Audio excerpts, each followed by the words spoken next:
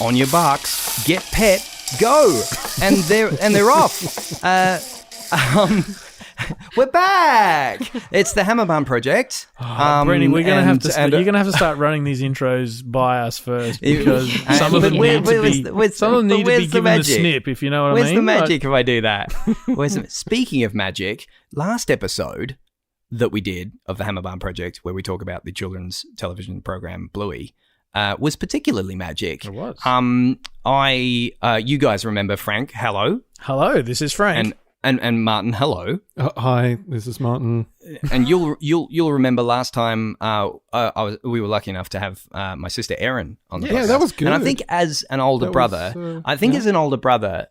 part of my duties are to embarrass her as much as I can. Mm-hmm. And I really tried to pull out all the stops last time, and I thought it would be a win if I embarrassed her so much that she'd regret her decision to come on the podcast. I thought that would be the level I'm at. Yep. But so I did some of my best work last podcast, I think. Mm-hmm. But speaking of work, I don't think it did, because Erin's here. She's back. She's back. I'll have to try harder. No. This episode of the Hammerbarn Project is called You're Doing Great. Hi, everyone.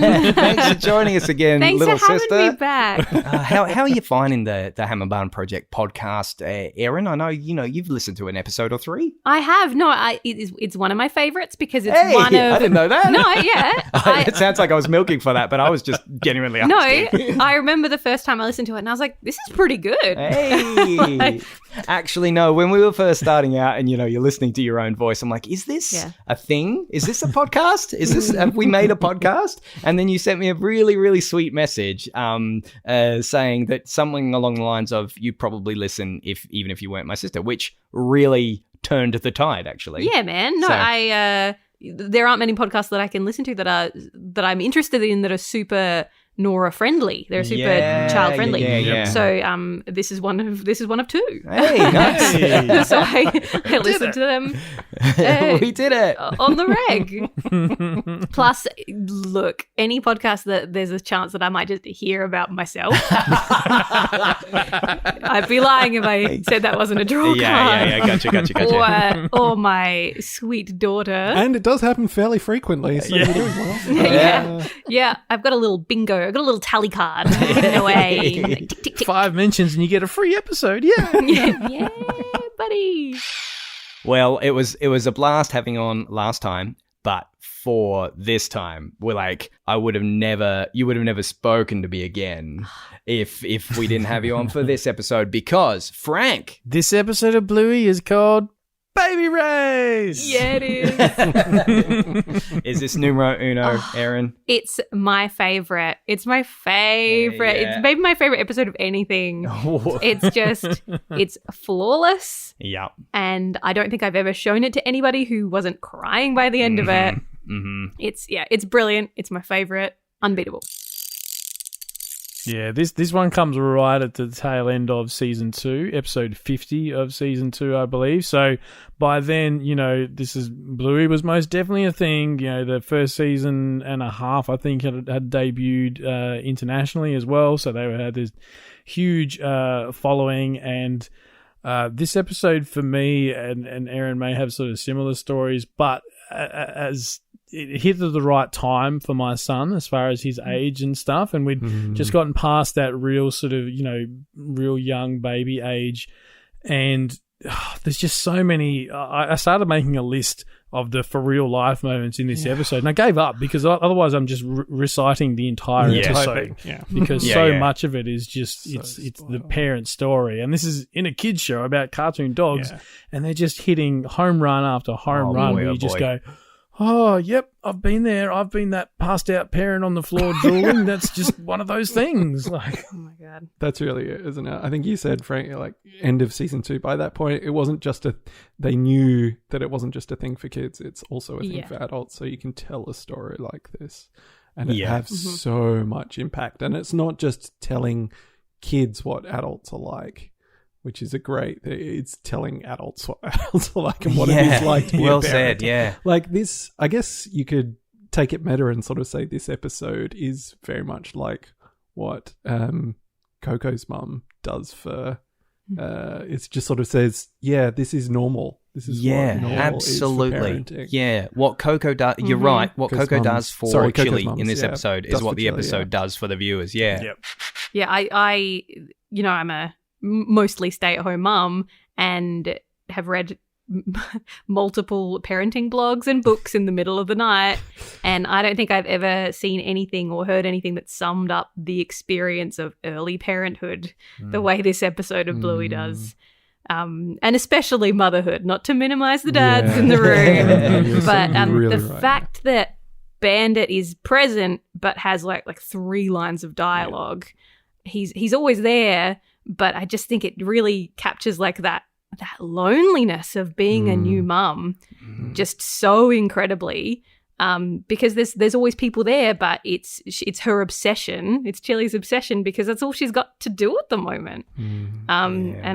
It's just it's so good. I can't. It's just impossible to explain how good this episode of Bluey is. The line in relation to that, the line that sort of obviously there's the big moment with Coco's mum, but the other one is when as she's retelling the story to the girls, and she goes, "Yeah, I just feel like I'm doing everything wrong." Oh, man. And that line just hits home because it's that parental pressure, and whether you've got helpful friends and family and partners around you, inside there's always that little bit you go, am I doing the right thing? You're constantly questioning yourself as a good parent.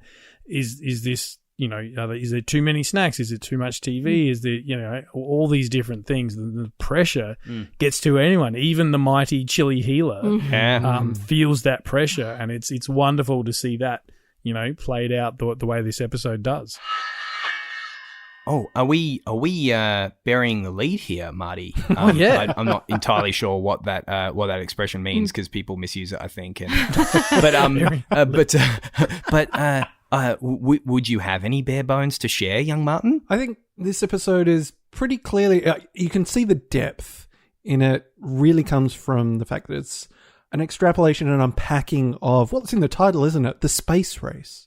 Here, Chili representing the USSR. She has, this first success with, Yuri Gagarin getting into space, the rolling baby, Sputnik, so much success early on. And then we have the US in the form of judo coming in and ultimately winning the race. That's my favorite. Oh, that's a winner. That's my favorite. Yeah. Obviously, this is an episode, and we've already started going into it, because how can you not get completely sucked into talking about this episode? Absolutely. But, for anybody who hasn't seen it, what are you doing? No, for anyone who hasn't seen it, this is the episode in which Chili is trying to get Bluey walking before judo, and she's retelling the story, and as we've just been talking about, the parental pressure involved in that sort of stuff. You captured it there, Erin, when you sort of saying it is the mum perception, and the fact that spoke a lot to me. The idea that, as a dad, you don't have to do much to be a successful dad. The level of expectation on dads, I think, is fairly low.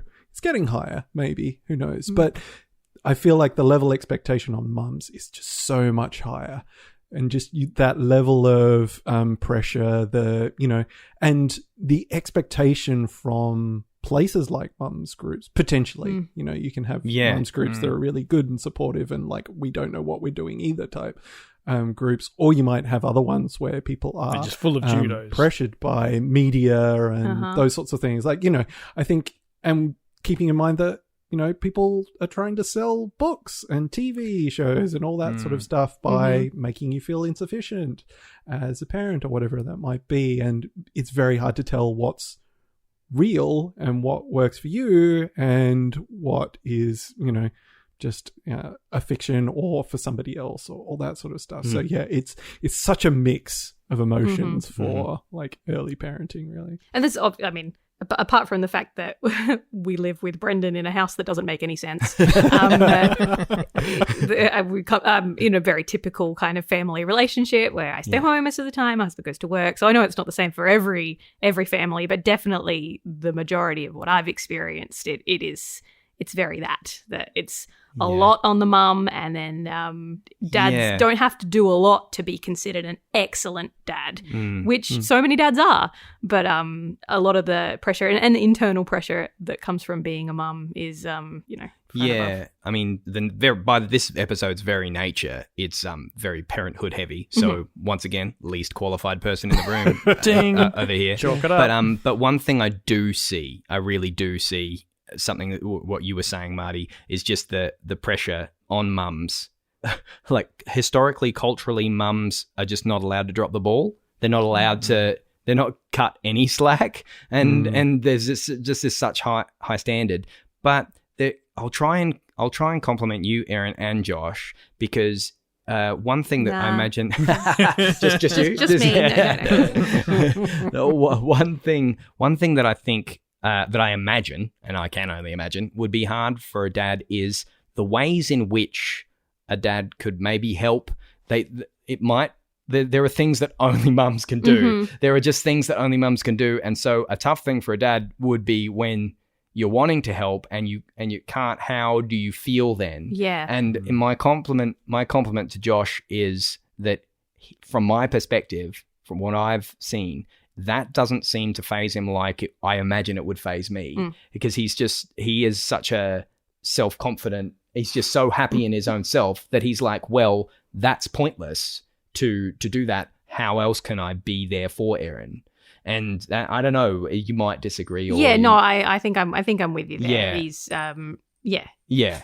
He makes more sense than I think I would in that situation. But this is all just conjecture as well, because I don't know what I'm talking about. But also what I do know what I'm talking about is when I see you, because I know you. And I mean, I've always loved you, and you've always been one of my heroes just from your attitude to life. But what's really cool is that I get to see you in, relatively close quarters, sort of enter this whole new arena of your life and just absolutely crush it, because everything that the mothers groups might historically pressurize, I just think you're excellent at being realistic and just going, well, like, no. I don't know. I think you're just at the helm, and you're doing it. Oh. You're just doing the best possible job with everything. Yeah. Oh, thanks, man. No worries. I'm in it. Anything else to talk about the show, or just me? Just me? We're good. Wow, it didn't take long to figure out exactly how you have to do it. Yeah, the show, Brendan, perhaps. So as mentioned, like, Bandit doesn't have a lot in this episode. He's essentially the comedy relief in a very sort of emotionally heavy episode. And I just made a short little list of the things that essentially happen to Bandit. He is the literal punching bag, in the shot where he's looking over Bluey and she basically slaps him away. He's changing the nappy and copping a face full of that horrific smell that we've all experienced. He's putting the baby furniture together that in turn physically assaults him because it's one of those horrible bendy things. He's struggling to get the baby carrier on, which the first time you do that is an absolute nightmare. And then I think he gets whacked in the knee at some point. Like, he's a literal punching bag, but it's just enough. As we've said, this is a very mum-centered episode, as it should be. And Bandit is there just to remind you that, hey, physical comedy is still a thing, and it's kind of Bandit's thing in this episode. When she rolls over for the first time, like, oh, she rolled over. She's not supposed to do that for ages. Yeah, that's my girl, and just gets smacked out of frame by Bluey's hand. I think the one that got me the most is when I think Chili's reading the books and he walks by in the sunroom outside, and he's obviously so tired, and he's just going 99 bottles of thing on the wall, which is where your brain is at. You can't even, like, whatever the thing. I related to that moment so strongly.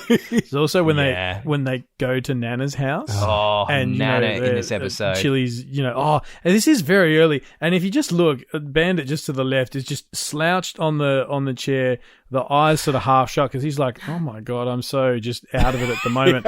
Until Nana gets the olive oil out and starts causing his child to slip over. He's like, what are you doing, Mum? This isn't legal. Stop it. I love that. Boomer generation generation grandma, potentially, or older. I'm obsessed with it. I'm not going to say anything specific, but it is very for real life, I think. Especially when it's like old remedy sort of thing. I'm just going to do this. Also, the let's stop mucking around. The idea that that's how you deal with kids is just like, you can't flex with them. They just have to learn how to do it proper, and we're going to make them do it. But yeah, that just captures it so beautifully, doesn't it, Nana? Especially when she's going to put the grit down. Where'd they all go?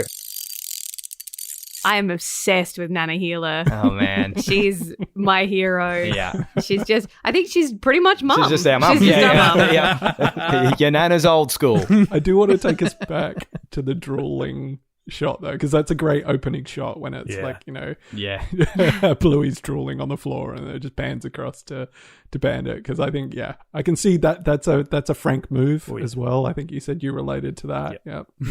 But I one of my favorite photos I've taken being a parent is like sort of down in front of me. I've got Naomi in the carrier just fallen asleep on me finally, and then in the background sort of fuzzed out is my wife Alison, kind of passed out on the couch. And it's a sort of lying down wherein both your arms are by your side and your face is just kind of down. So like she just went forwards and that's where she stayed. And you're like, that's amazing. In that moment you're just kind of like, yep, that's what it's about. That's parenthood. So I hear. Oh, but you already went across the line, but just the Bandit, like she's wrong. Yeah, just the level of aggression and excitement in her voice is Chili doesn't usually do that, but it's so fun to see the healers a few years ago. It's just so fun to see this flashback, and like they're of course as parents in the nowadays they're still figuring things out and they're still learning lessons, but it's cool to see them learning lessons that by now they've learned, sort of thing. I don't know. Makes you sort of wonder if there was a follow-up episode to this. Baby Race 2 and seeing Bingo when she's that sort of age and the lessons they've learnt as second time around parents. I think the show's a little bit too classy to sort of pull a move like that, but it'd be interesting to, as you said, Erin, you read all the books and you do all the things and you stress out, and then by the time number 2 is just, they're eating off the floor again. Okay, that's fine. Well, it's interesting you say Bingo, and just because of the nature of time, Bingo isn't in half this episode, but she shines when she's there. What are some of the things? She's just invisible. I stand corrected. I was invisible. It's such a good line. She's got some of the best lines. Like even the throw to the title card, where she actually looks down the barrel of the camera to say it's a baby race, and then the title card comes up. Invisible. When I think Judo starts crawling and Bingo's almost commentating, going, "You are definitely not winning the baby race, Bluey." It's a great little mechanism for we've got the story and we've got the storyteller, we've got the person who has a personal investment in Bluey, baby Bluey, being successful, because also 6-year-old Bluey also wants to be successful against Judo, and then we've got the foil for Bingo, who's just along for the ride and poking fun as she can. You mentioned the title card as well. It hit me that was just the baby wipes. Yep. Because it's amazing how much those become part of your life. And they don't go away. I can't imagine my life without them. Yeah. Yep. No, we were talking to somebody and they said, I think I'm just going to have some of these. We have family friends, and the kids are now 18 years old, but she still has baby wipes in her hand. Yeah. It's it's just so handy. Yeah. There's some on our kitchen table right now. Yeah, they're everywhere. And Nora doesn't wear nappies anymore. But they're... Yeah, I'm still, they're on the grocery list. Yeah. We're not stopping. Well, Coco's mum, Bella, is it? I believe. Yeah. Yes. She and voiced by we've yes. If you hadn't got there, I would have had to. Exactly, because it's Lee Sales. Yeah, the one and only. Ali specifically told me you need to talk about the fact that it's Lee Sales. I'm like, Yeah, it's okay. It's Lee Sales, everyone. But she does. You may have been getting to it, Brendan. She does actually do some really good line deliveries. And she's got a couple of looks during the baby schooling, like leading up to the moment, and you can see like she knows a bit more than she's letting on, and she really just love how supportive she is of Bluey. Yeah, just everything's just like, yeah, go Bluey. Even when she's doing the what is it, bum shuffling, and everybody's kind of like, oh, this is a little bit embarrassing. It's not quite. And she's just like, yeah, go Bluey. Some kids just roll before they crawl. Some kids just bum shuffle before they. That dog's is great. He's so good. As a mum, Erin, I imagine all mums need a Coco's mum. Can you think? Did you have a Coco's mum? I think Coco's mum might have been our mum. Yeah. I guess having a nana there. Yeah. Having a nana who'd been through it and the whole, how many kids do I have? Yeah. That's very real for our mum. Yeah. No, not 9. Yeah, that's mum all over. But yeah, and it was a funny time because, the dreaded pandemic started at a kind of that specific stage. Just an interesting time in history to be having babies. Yeah, for sure. So mothers groups weren't as much of a thing. Yeah. And probably the same now. Yeah. I'm currently pregnant with our number 2 and 3. Yeah, I didn't want to prompt it, but I've been waiting to. Yeah, so we've got 2 boys on the way. Heaven help us. I'll have more nibblings to ring and ask all the kind of difficult questions. Yeah. So I'm hoping that I am going to be more like Bella this time around, and just give back, take it on the chin. Nice. We'll see. I'm sure you'll be a Coco's mum to someone else, and pay it forward or pay it back, or Haley Joel Osment and that other guy. That other guy. As we've said, a very emotionally heavy episode. So the question has to be asked: if you had to pick one, what was Whizalted Willy's Whimper moment? And you can only pick one. Let's be honest; it comes down to a choice between 2. Mm-hmm. It's the Lee Sales, you're doing great, or the other one is the very last line of the episode.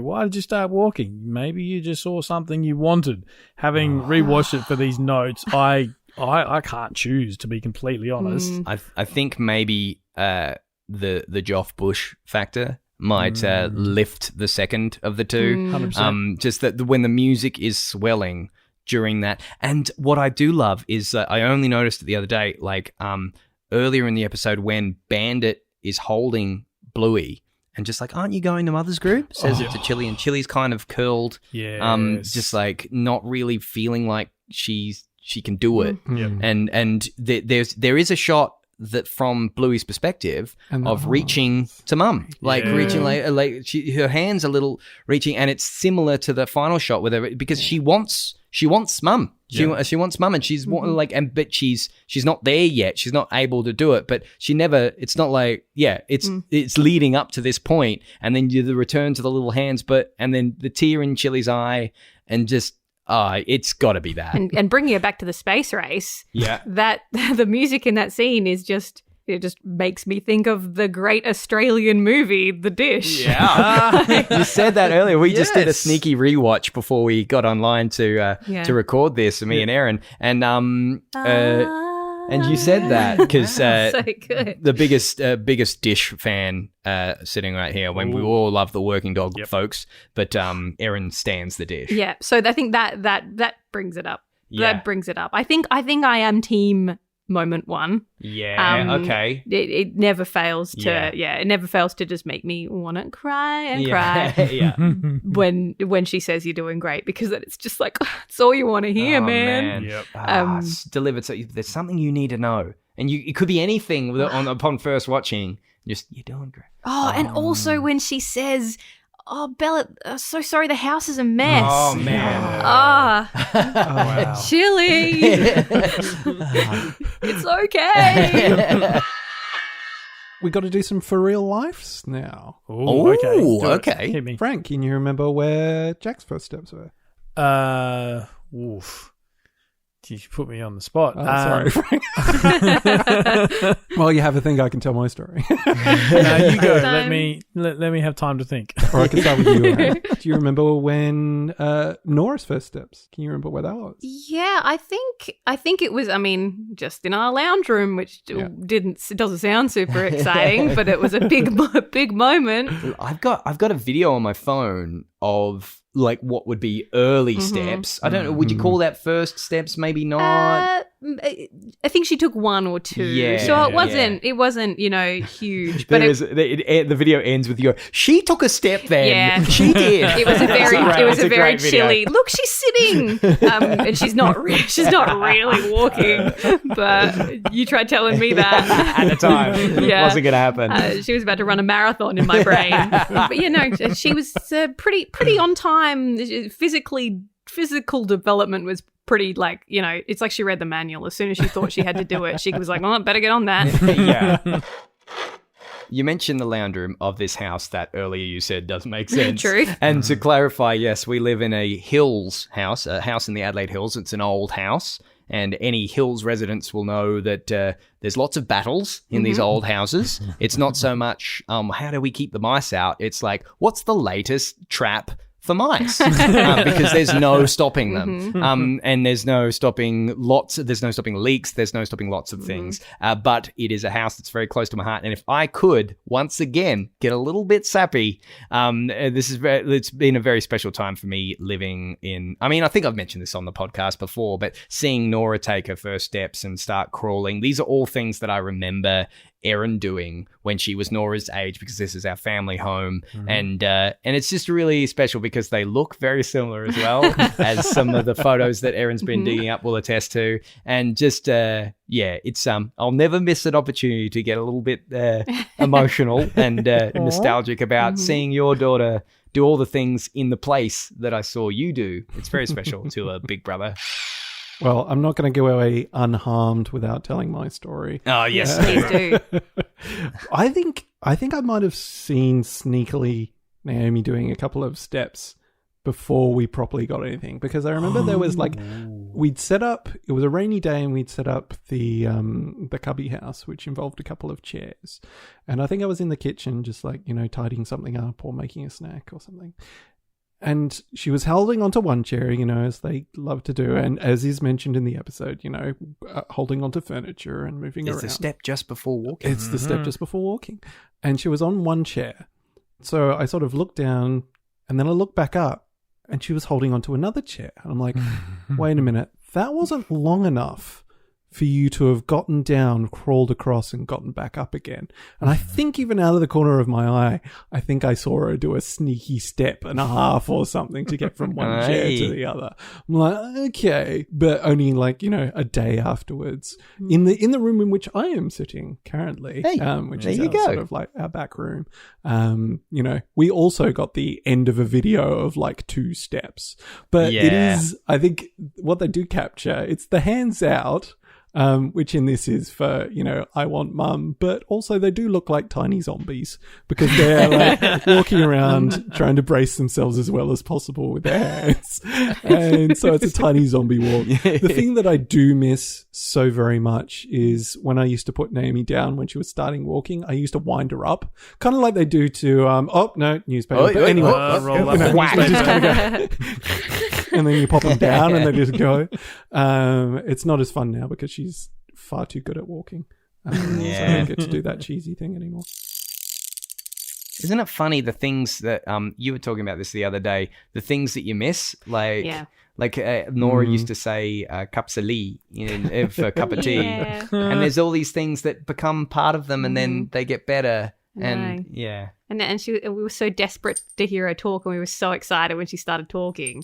And now it's just like, bless her, just stop. Please stop. Please be quiet for 5 seconds. Please stop running.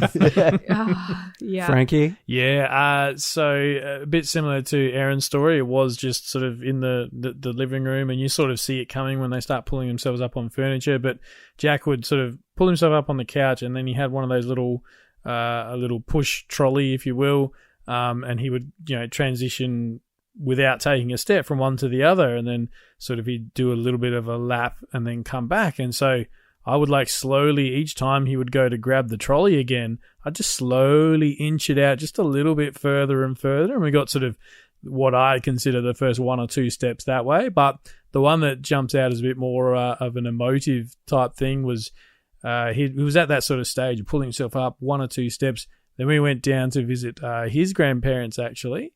And he literally took, I reckon, like 8 to 10 steps in a row, boom, boom, boom, and I think there's footage of it because I was just like, I just got a little bit of a dad vibe that something's going to happen here, and then and he like disappeared around the corner, and you can just hear Ali, my wife, clapping, and Grandma just going, oh wow, look, he's off now, and yeah, to your point, Erin, it's exactly that thing. You just go. Oh man, I could catch him back then. Now he's just too fast. He gets so speedy, and his speed compared to your speed is only going to get it's a greater differential as time goes on. It's not going to get easier. A quick little doggy treat in this episode. We've spoken obviously to Lee Sales, but the long dog is back in this episode. It's very hard to see. It's in the one shot where. Just before Bluey gets up and walks over to Mum, and the camera's sort of, you've got Chili in the foreground doing the dishes, and I think Bluey is sort of backing up to the cupboard that she leans on for support. There's looks like like an old style pantry cupboard in the background, and right at the very top strip of that, there's a tiny little brown long dog, because it's the same color as the furniture, it kind of blends in. Sneaky long dog. It's literally on screen for like 3 seconds, and I did not spot it. I had to look it up because I knew it was there. I just couldn't find it myself. And they do have that line in there about, oh, were you mad at me, Mum, or were you disappointed because I didn't walk, and like, oh, we were both learning to do things for the first time. Oh, I remember a time where I had that memory. I think growing up, you kind of just like, oh, how will I ever be a parent? Because they've got, they've just had so much experience of doing this thing. They're parents. They just know how to do it. And then I remember having a moment going, oh no, wait. There was they were also did it for a first. Every parent does it for the first time, and just going, oh wow, okay. And leave it to Bluey, leave it to the show Bluey to be able to find that juxtaposition. And the shot where she says that, she's put her arm around Bluey and pulled her a bit closer, and like, we're the same, we were both doing things for the first time, and just having that juxtaposition of what Chili was going through and what Bluey was going through. They find those things and they put them in the story. It's just masterful cinema. But don't forget, judo can't do skippo or back to front. Oh man, I love Bluey so much. Bluey has got to be. Bluey's that's such a boring thing to say about like what your favorite character is, but Bluey's my favorite character, hands down. She's just the idea of prompting someone to say that you're good at something. Everybody wants to do it. But Bluey's just like, she just does it. She's real. She's real. She's a real kid. She's Nora. And she's just like, how good am I at this? I know, right? And then when that need isn't met, she's like, no, Mum, that's not what you meant to say. Of course I'm better. Check me out. And I appreciate that so much. And there's a nice little parallel between that and some of Chili's desire to be, well, obviously the episode is about it, I guess, but I just love the idea of, I was determined to get you walking before Judo's mum. I mean, Judo, which is a fantastic little throwaway. It's like, because Chili also has that side to her, she is this wonderful mum, but at the same time, she can be quite competitive and quite into it. These dogs are real people. And like how, like almost, I don't know if aggressive is the right word, but when Bluey realizes the story isn't panning out to make her the hero, she's like, I was just bum shuffling around. And the other one that always gets me is like, and just what do you do about this? Like, you were going to love that bit, Frank. I had that in my back pocket in case you didn't say it, but I'm like, this is such a moment that Frank will jump on.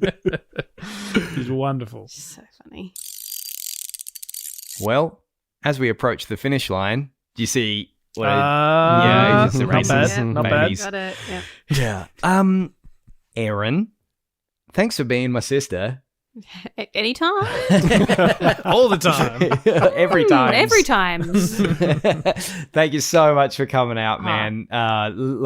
I've been looking forward to this a lot. Me too. No, I had a great time. There are about 3 things that I can speak of at the moment with any kind of authority, and Bluey might be one of them. Bluey Excellent. and Baby Races. And okay, so 2. Yeah, 2. I'm good with 2. That's all you need. There's all you need. I can make toast. I make a lot of toast. But yeah, no. Frank, Martin, my sister Erin, listeners, thank you so much for tuning in.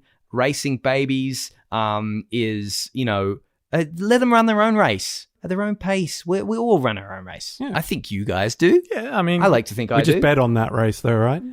We put in bets. Yeah, of course. What are the, That's ethical, what right? are the odds? It's not legal. No, I don't think it would be. You know what else is illegal? Some of the prices they've got down at Hammer Barn. You should check out their cheap shovels. That name again, Hammer Barn. Aisle 300. Left at the fake grass. And if you apply olive oil to your grandchildren's knees, you've gone too far.